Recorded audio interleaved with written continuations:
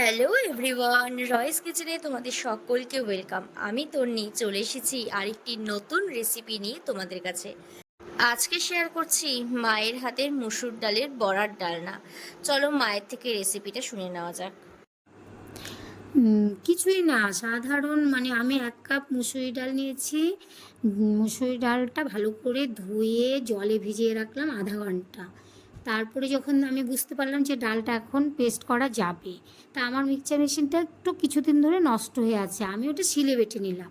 তোমরাও তাই করতে পারবে, শিলে বেটে নিবে, না হলে তোমাদের যদি মিক্সি থাকে মিক্সিতে করে নিবে পেস্ট। তারপরে তার মধ্যে আমি পেঁয়াজ কুচি, আদা আদা দেইনি, পেঁয়াজ কুচি, লঙ্কা কুচি আর একটা ডিম ফাটিয়ে দিলাম, আর একটা আলু সেদ্ধ করে রেখেছিলাম সেটা, স্বাদ মতন লবণ হলুদ দিয়ে ভালো করে মেখে রাখলাম আর কি। তারপরে একটা কড়াই বসিয়ে, কড়াই গরম হয়ে গেলে সরষের তেল দিয়ে নিলাম।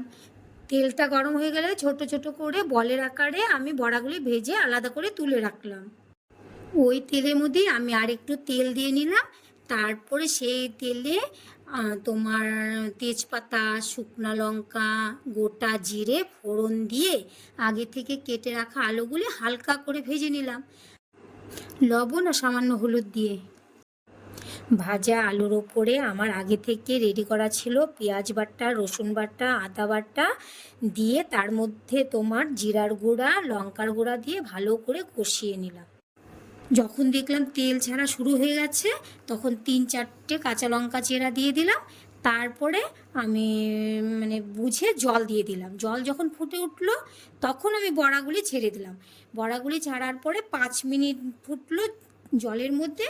তারপরে আমি ঘি, গরম মশলা দিয়ে নামিয়ে নিলাম। তাহলে রেডি হয়ে গেল মায়ের হাতের মুসুর ডালের বড়ার ডালনা। একবার বানিয়ে খেয়ে দেখবে, খুব ভালো লাগবে। তারপর আমাকে কমেন্টে জানিয়ে বলবে।